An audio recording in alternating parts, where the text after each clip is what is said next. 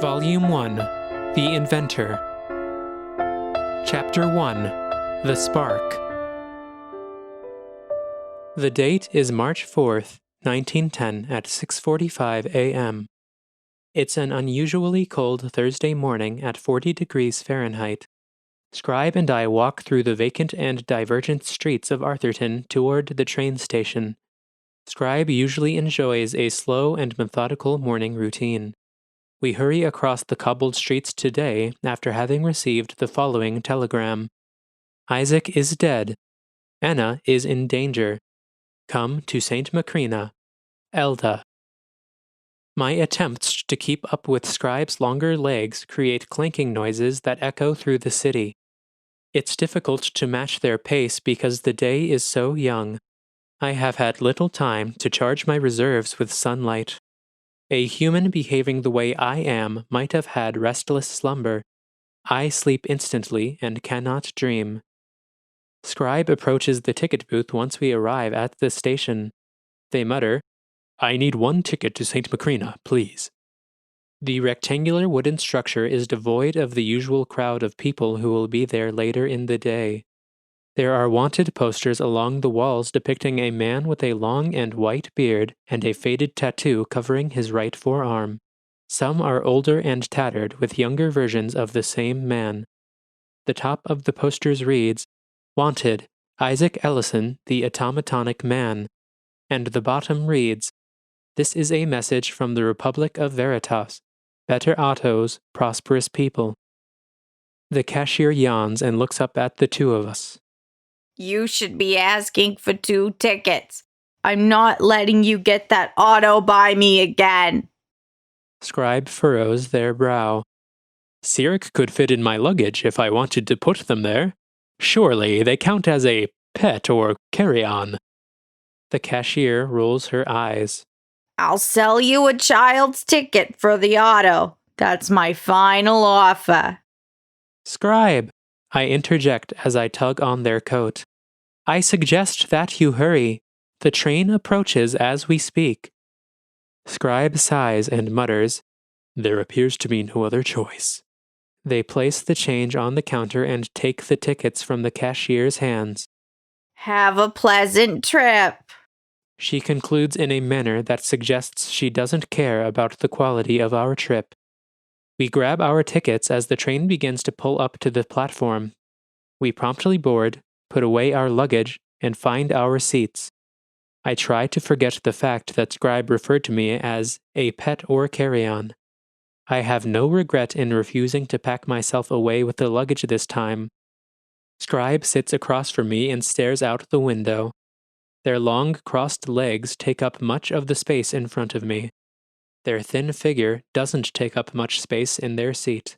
I can see their revolver peeking out of the left side of their coat at this angle.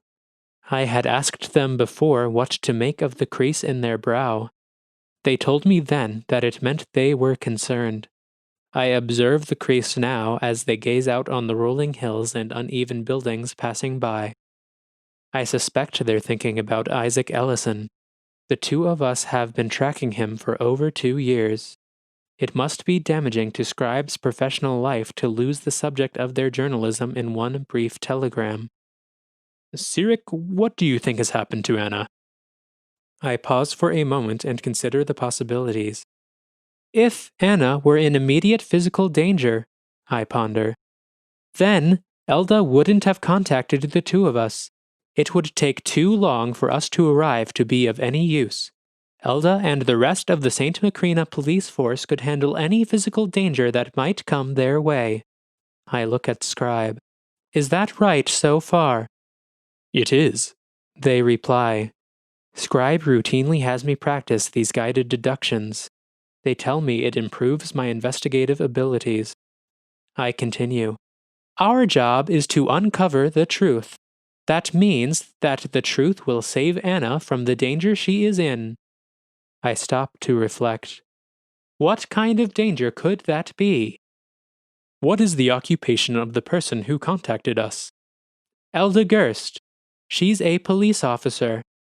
What kind of trouble would Anna be in that a police officer would know about? I think.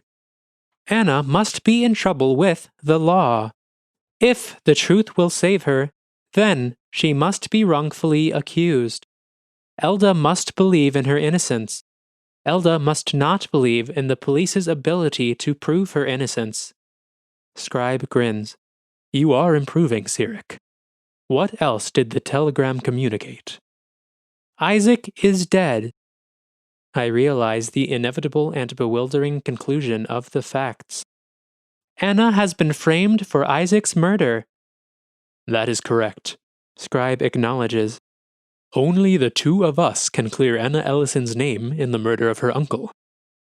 Scribe had taught me that the feeling one has in the presence of conflicting evidence is called confusion. I am confused, I inform them. What motive do they think she had? She disagrees with her uncle's ideologies. I don't think she is capable of bloodshed even with her differing beliefs. I agree with you, Scribe responds, brushing some newly discovered dust off of their jacket. The landscape outside grows progressively more mountainous as the trip continues. The city of Arthurton fades away into smaller and sparser settlements. The true criminal must be relying on circumstantial evidence on top of Anna's relationship to Isaac in order to frame her. I would assume they are resting the whole argument of her motive on Anna's devotion to her father. We became close to Anna and Ishmael Ellison when we needed their help to research Isaac's past. I reminisce on the last time we saw them. The date is September 21st, 1909 at 2:00 p.m. We are at Ishmael's surprise birthday gathering that was organized by Anna. Ishmael's stocky figure looms over the birthday cake. The candlelight flickers across his wide grin hidden by his white beard. Anna's curls bounce as she leads the song for the occasion. It is unthinkable that somebody with her jovial nature has the power to end a life. The date is March 4th, 1910 at 7:23 a.m. Is it possible that Ishmael has a self-defense automaton to protect himself from Isaac? I ask. The lack of knowledge of such a machine on the police's end could have made Anna look suspicious. Scribe's eyes narrow. It is impossible. While Ishmael could create such an auto, he never would. Violent automatons are Isaac's territory. It confuses me that Ishmael and Isaac could invent automatons as a team 40 years ago. They followed acutely different paths shortly thereafter. Could this be the end of Otto sees Otto? I wonder out loud. I find that quite unlikely, Scribe counters. If anything, Isaac's death may galvanize the group to make a martyr of the man and avenge his death for the good of the movement. That possibility is perhaps the most frightening aspect of this whole ordeal. I contemplate the potential ramifications Scribe alludes to. Otto sees Otto's dedication to spreading their message has no limit. There is no precedent of how the collective could react to the death of their leader and founder. Considering the prospect is an unpleasant sensation. Scribe abruptly changes the subject. I do not truly consider you a pet or carry-on, you know. I hate to fund a government that would treat you like a servant and yet demand the financial burden of a citizen on your behalf, and so wish to avoid doing so as much as possible. I think about Scribe's stance for a while. But Scribe, I follow. If you think I should be treated like a citizen, then shouldn't you pay for me as though I were a citizen? Scribe smiles as they look at me. Sometimes I wish you were just a little bit less smart, they retort. Of course I do think you should be a citizen by law. However, if the Republic insists on denying you your rights, then I find it quite inconsistent of them to turn around and demand you pay the expenses of a normal citizen. Given that the Republic has these opposing stances simultaneously, it becomes clear that they care not for your rights or position in society, but only how they can profit from your existence. They do not even believe you are alive. In my eyes, this makes them only slightly more palatable than Otto sees Otto. Now, my dear Ciric, let us put your deductive skills to a true test and have you answer me this. If I believe in your rights, how can I in good conscience fund a regime that treats you in this way? I do understand your point, I answer. Mankind is strange to me. You have made your own contradiction in order to combat the Republic's contradiction. You believe in and fight for my rights as a citizen equal to yourself. Yet on paper I am your property. You would sooner pay a child's share than a citizen's share on my behalf. It's as though I were indeed a child. I paused to think about the situation. I might have chuckled if I had the human reflex. I find it almost impossible to believe your kind created my kind at times. Scribe does chuckle. In fairness, if we count your 10 years of existence, you are indeed a child in human years. And given the nature of your existence, there is a claim to be made that your kind is, in fact, the children of my kind. Even in size, you resemble a human child. It's good that I am not your child. You would be a terrible parent. Scribe grins and resumes watching the moving landscape outside. They have a look in their eyes that resembles both happiness and sorrow. I see this expression occasionally. I have yet to decipher its meaning. Their grin slowly fades as they say, Ciric, it is important that you know the full ramifications of this case. There is more at stake than just Anna's life. What is it? I ask. Scribe looks down at their hands as the corners of their lips reach toward the bottom of their face. If Anna is found guilty of this crime, then Ishmael's reputation will be ruined beyond repair. Nobody will believe that Anna committed murder without the help of her father. Scribe, I'm surprised. Surely both you and Ishmael care more about Anna's life than Ishmael's reputation. We do, Ciric, you are right. But it is not the reputation in a vacuum that we are concerned with. If Ishmael's reputation is ruined, then his studies and efforts to prove that Ottos are alive will be disregarded as the fantastical musings of a broken man. With his legacy gone, only two ideologies will remain, that of Otto sees Otto and that of the Republic of Veritas. The citizens of this country will have to decide if Ottos are the new gods that Otto sees Otto believes they are, or if Ottos only exist to create profit for mankind, as the Republic believes. With only these two extremes to choose from and no middle ground, I fear that mankind will split and devolve into civil war. I understand now. Failing to prove Anna's innocence now may lead to even more bloodshed in the future, I confirm. Scribe nods. Not only that, but I fear you may never be treated as my equal if we fail. The Republic would treat you as an inferior machine, whereas Otto sees Otto would treat you as a false god if they found you worthy, or destroy you if they found you unworthy.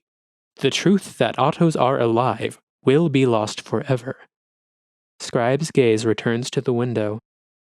Only the truth of this case will save you, Anna, and the entire country. The truth is always the key to freedom. We sit in silence after that. The possibility of impending chaos and ignorance looms in the back of my mind and destroys my urge to converse. The train begins to slow and eventually stops. We gather our belongings and depart for the Ellison residence to the east. Close your eyes. Fill the skies with the color of rain.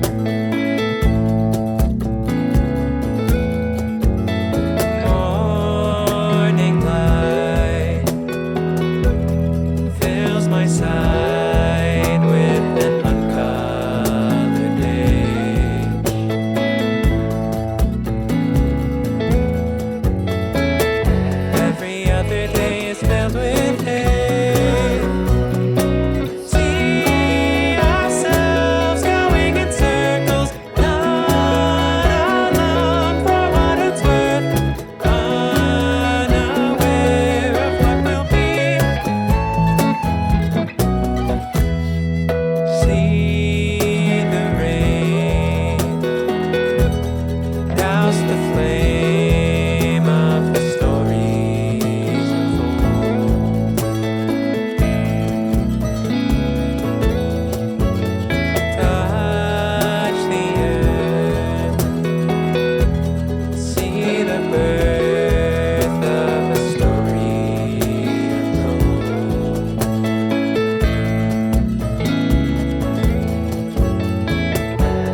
spark ignite a newborn blaze. Fill your heart with rushing water from the corners of the sea. Teach yourself to be abundant. Given time, you'll hear your own voice is clear. Dancing with the time that's left. Choice is all we have.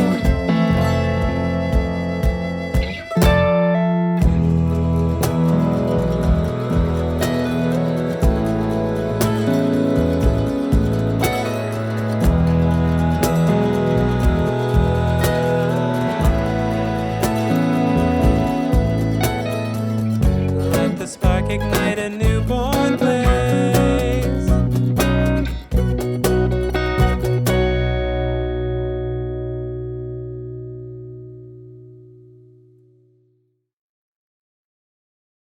Thank you to the featured artist on The Spark, William Hinson. Go to williamhinson.com for more information on where to follow and listen to him.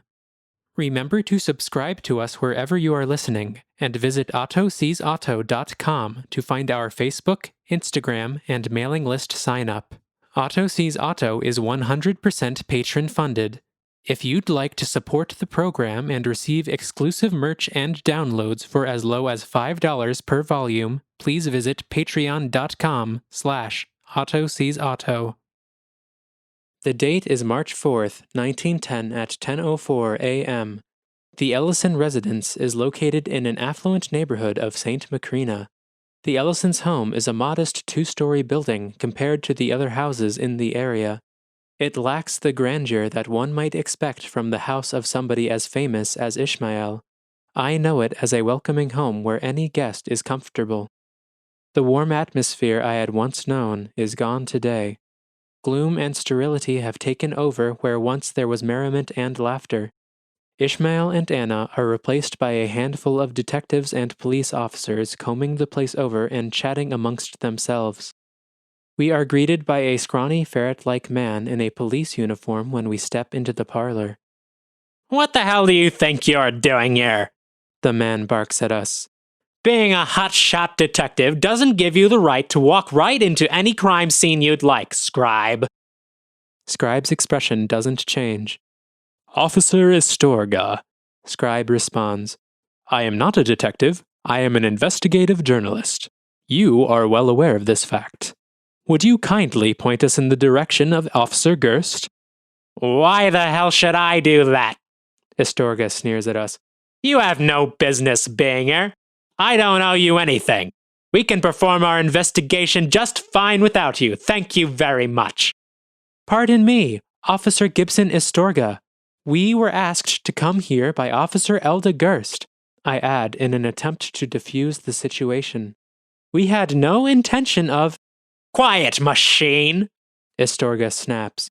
You will speak when spoken to. How dare you speak to Ciric that way? Scribe snarls. They have more intelligence and empathy than you could ever dream of possessing, Gibson. Enough! A voice shouts from the other room. Elda Gerst enters the parlor. I could hear you on the other side of the house. Doesn't need to be a firefight every time you're in the same room. She turns to her colleague. Gibson, I called them here to help us investigate. Treat my guests kindly. And Scribe, she says as she turns to my companion. Do not insult a St. Macrina officer. Scribe takes a deep breath and looks up at Elda. You are right, officer.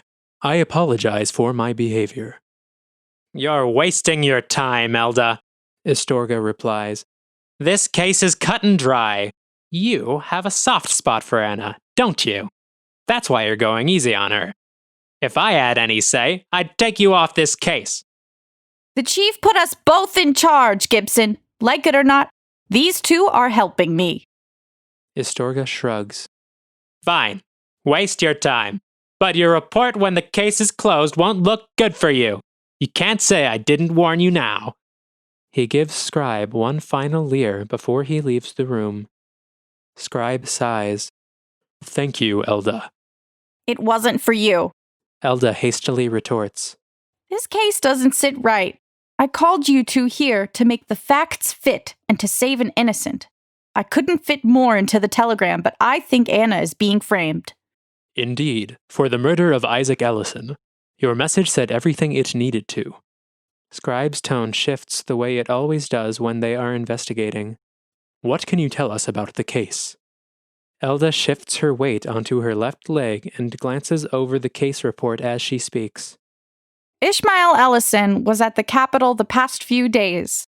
Arrived home about 6 this morning. Discovered the body of his brother here in the parlor. Immediately contacted us. Cause of death was a bullet to the heart. The bullet we found matches the kind used by the prototype Ellison revolver. It is a family heirloom kept in a combination safe behind the family portrait. Only Ishmael and Anna were aware of it. The Ellison revolvers used by the police force today use different bullets. The ones used by the prototype are one of a kind. She procures the bullet in question as she speaks. When we retrieved the gun from the safe with the help of Mr. Ellison, 2 bullets were missing. We conclude that it must be the murder weapon.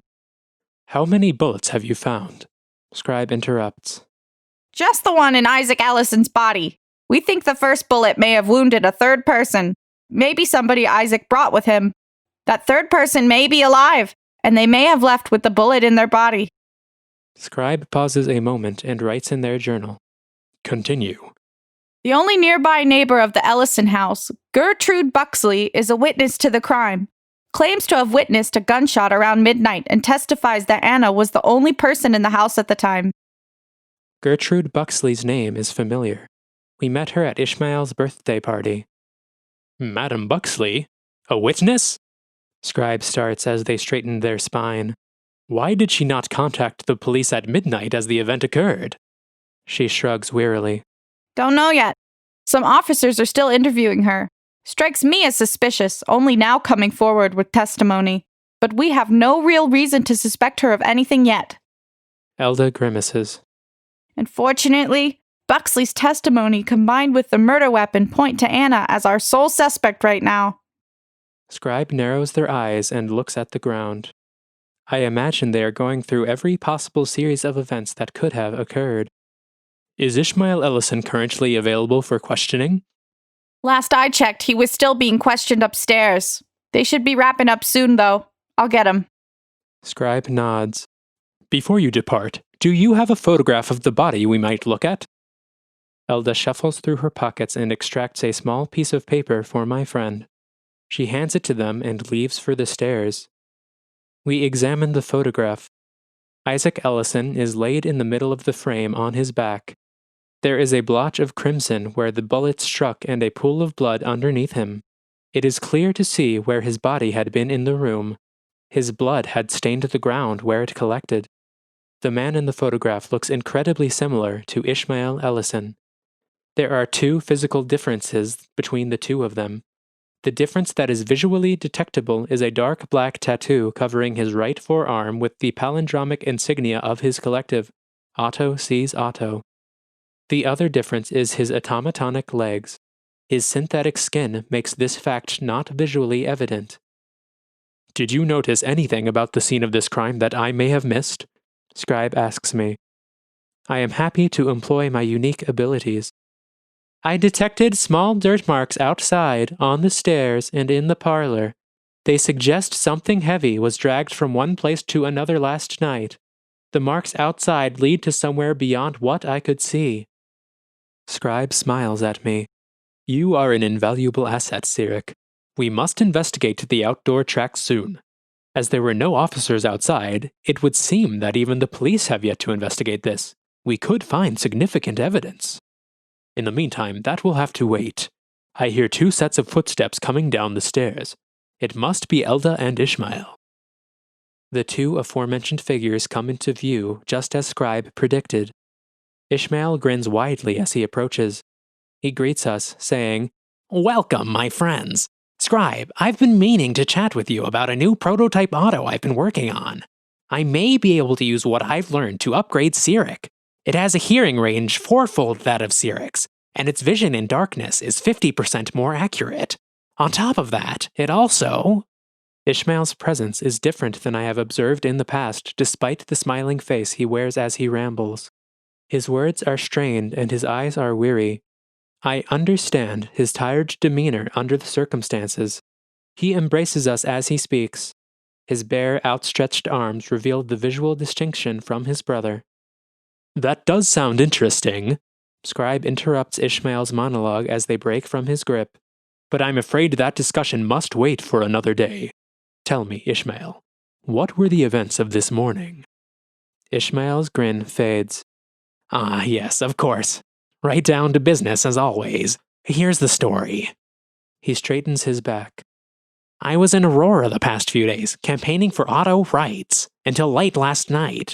The Board of Robotics still isn't convinced that automatons are living beings, even after discussing the intricacies of robotics all night over drinks. But believe me when I tell you they haven't seen the last of me. I still have a few studies that I think may just change their mind.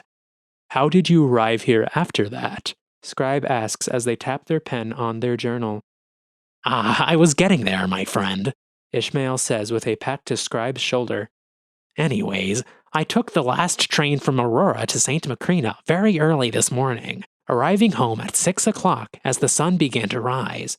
They say the sunrise in St. Macrina is the most beautiful in the Republic, you know.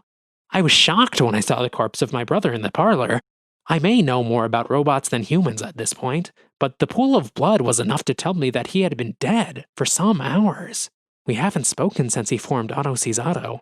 I thought I would never see him again, but I never wanted any harm to come his way, and I definitely never imagined I'd find him dead in my own home. At any rate, I sent a telegram to the police as soon as I got here. Once they arrived and asked me some questions, they took my poor Anna, and I've been here ever since, answering question after question. He inhales deeply as he often does after his breathless monologues. I hated to see my dear Anna go, but I didn't want to get in the way of the investigation. I have no doubt the police will find the culprit. What do you think about Anna? Do you believe in her innocence? Scribe follows. Is that an appropriate question? I ask.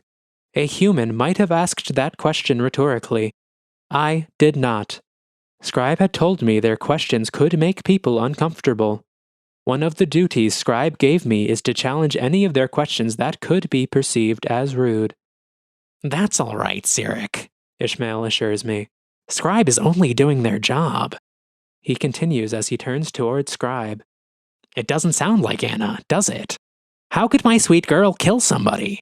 And yet, if you suppose she saw Isaac entering this house with clear malice, I can understand how she might act in the defense of not only herself, but myself as well, because we share such a close bond, you know. If Isaac was in front of me and I thought he might hurt Anna, I might have had a violent reaction too. What does Anna say about this? Claims to have slept completely through the night. Elda informs us. Do you believe her? Scribe asks Ishmael. I do believe she thinks she's telling the truth, but trauma acts in unpredictable ways, you know. An auto like Ciric can remember anything that has happened to them flawlessly, but we humans are not so reliable. So if she did do it, as much as it pains me to say it, I can imagine how Anna's brain could convince itself of an alternate reality. She was unusually groggy this morning when the police apprehended her, so I think she was active in the night, since it's hard to believe she could sleep right through somebody firing a bullet, isn't it? Scribe looks at Ishmael sternly for a moment. I will not allow you to continue this train of thought any further.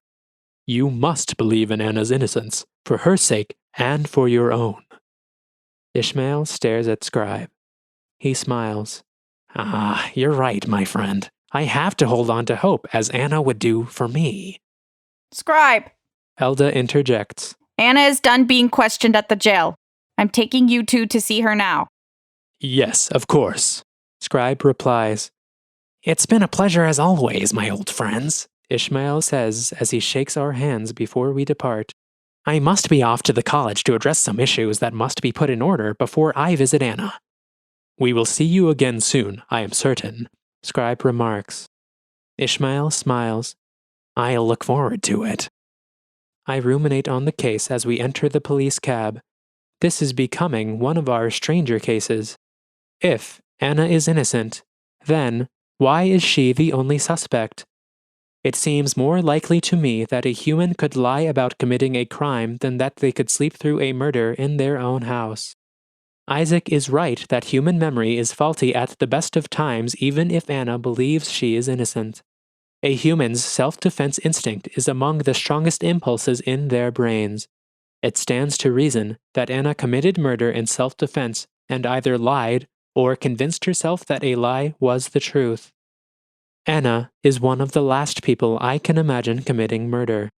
Scribe also still believes in Anna's innocence. Scribe has never been wrong about somebody's innocence. I have reason to trust Scribe's instincts. Scribe and I have never personally known the accused before. Is this what humans experience as bias? Or is this what humans experience as intuition? Thank you for listening to Otto Sees Otto.